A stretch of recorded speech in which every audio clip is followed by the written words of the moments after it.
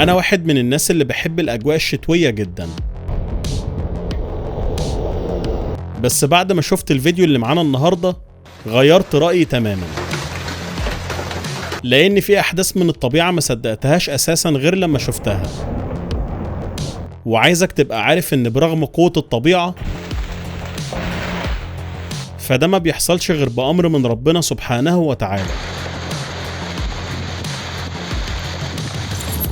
سبحان الله وبحمده، سبحان الله العظيم. أنا حمادة حمدي من قناة ايموشن. ادعمني باشتراك وادعمني بلايك. البرق كان على بعد أمتار بسيطة من العربية، بس الحمد لله ربنا ستر. البرق لما بيضرب البيوت ممكن يسبب ضرر كبير للأجهزة الكهربائية، لكن معظم المباني الحديثة بقت تقلل بشكل كبير من الحوادث دي. صدق أو ما تصدقش، اللي قدامك دي نار زرقاء، وممنوع على الناس تزور المكان ده إلا بصحبة خبير.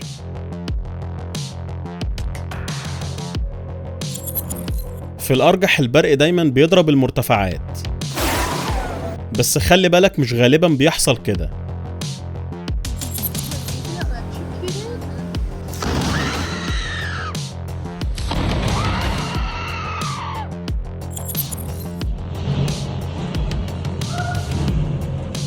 وكأن الطبيعة الأم كانت عايزة تشوف ايه اللي جوه البيت ده، بس لحسن الحظ البيت كان مهجور فمحدش اتأذى.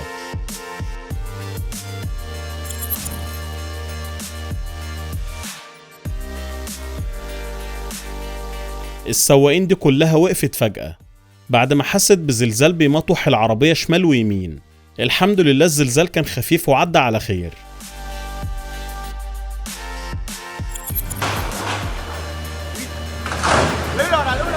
يا ترى دي عاصفة ولا وحش عملاق بيكسر الباب؟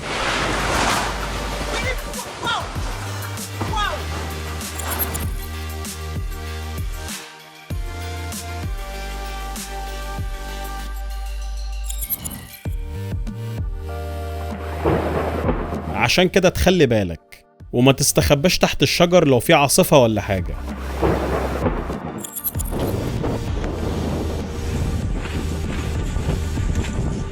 حتى مع وجود نظام دفاع حديث لمحطة الألواح الشمسية في الهند ما قدروش يحموها من عاصفة عنيفة سببت أضرار بملايين الدولارات.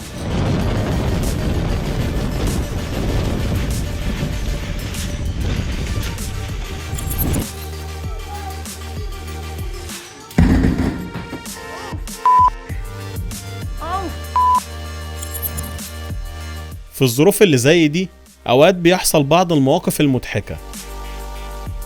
لولا أصحابها ما كانتش عرفت تقفل الباب. للأسف الشارع ده ما كانش مستحمل فيضان بالحجم ده خالص، صدقوني، ولا حتى البيوت تستحمل، ده حتى العربيات ماشية في المية أكنها كيس بلاستيك. المهم الحمد لله ما حصلتش أي إصابات.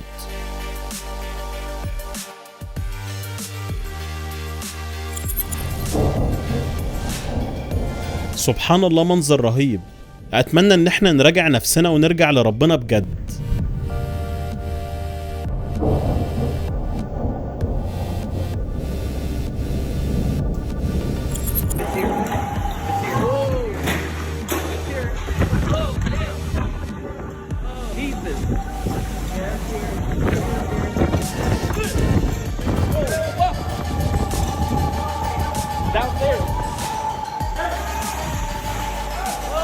عشان كده الباب اللي بيلف ده مش أحسن حاجة.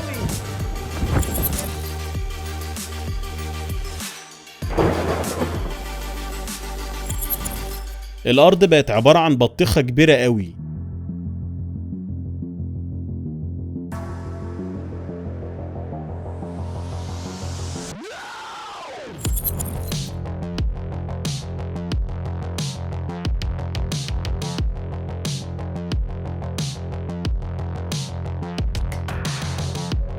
أكيد أنا مش هحسد راجل لسه شاري القارب امبارح.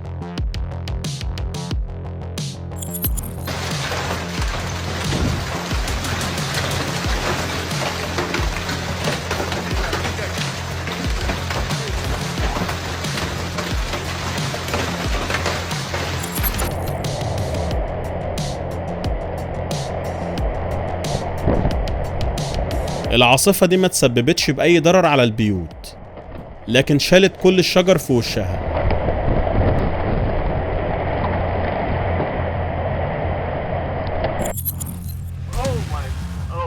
الظروف بتقول للسواق يستحسن تاخد لك طريق تاني.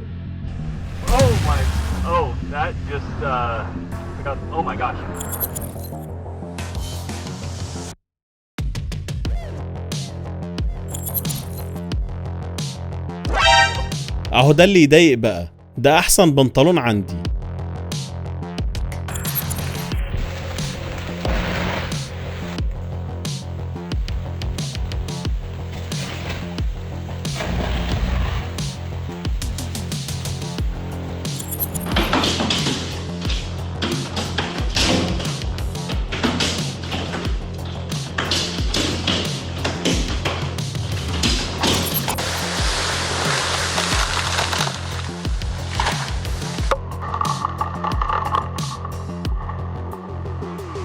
اللي حصل في الشجرة يوحي انها اتضربت بصاروخ.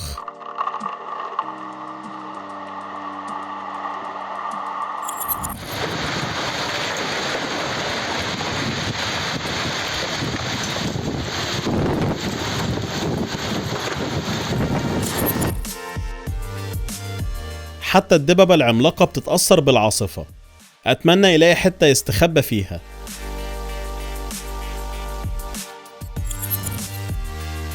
شوف ضخامة البرق ده، تخيل لو ضرب في ملعب الكورة. الحمد لله انه كان بعيد.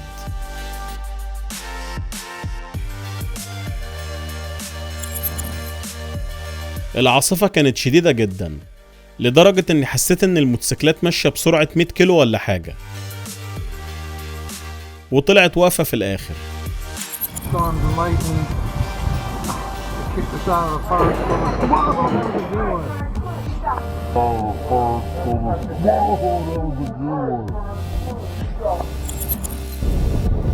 القاعدة الأولى: لو شفت منظر زي ده قدامك حاول تجري بأقصى سرعتك.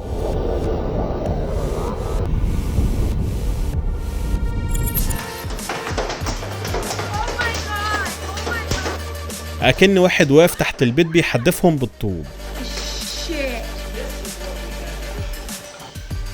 Look at these fucking things. They were coming.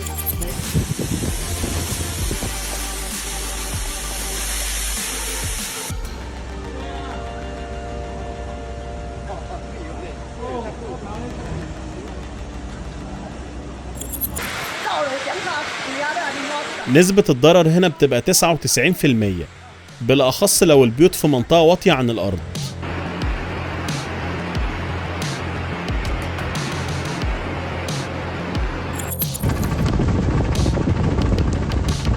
ممكن إعصار صغير ما يخوفكش. طب إيه رأيك في إعصار ناري زي ده؟ ممكن يكبر ويتوحش، خلي بالك.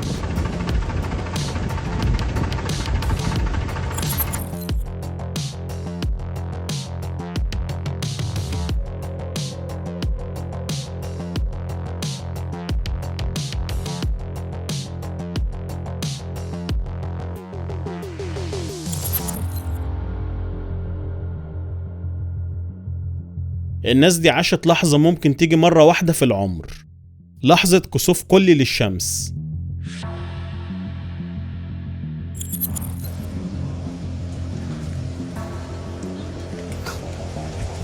اللي يعرف المية الحمرا دي سببها ايه ياريت يقول لنا.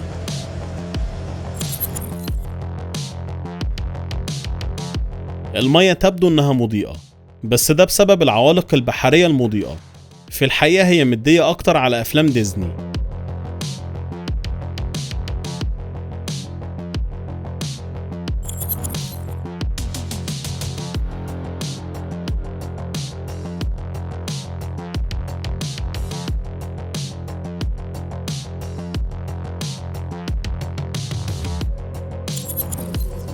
هتتفاجئ إن اللي قدامك دي صحراء.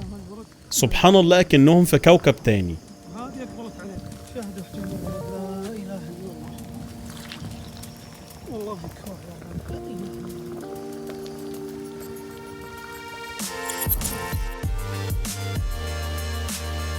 في ظاهرة كونية غريبة، الشمس بتغرب من مكانين.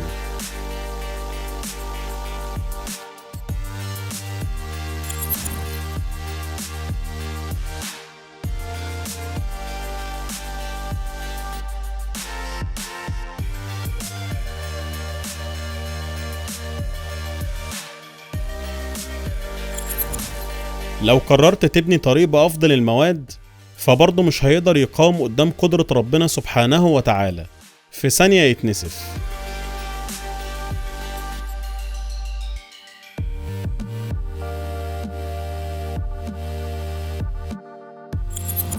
لو كملت الفيديو لحد هنا يبقى الفيديو عجبك. انزل اكتب لي في التعليقات ايه اكتر جزء عجبك في الفيديو. ما تنساش الاشتراك في القناة، وكمان ما تنساش اللايك، واوعى تنسى اهم حاجة انك تدعي لاخواتنا في فلسطين. اشوفكم الفيديو الجاي ان شاء الله. رب الخير لا يأتي الا بالخير. سلام.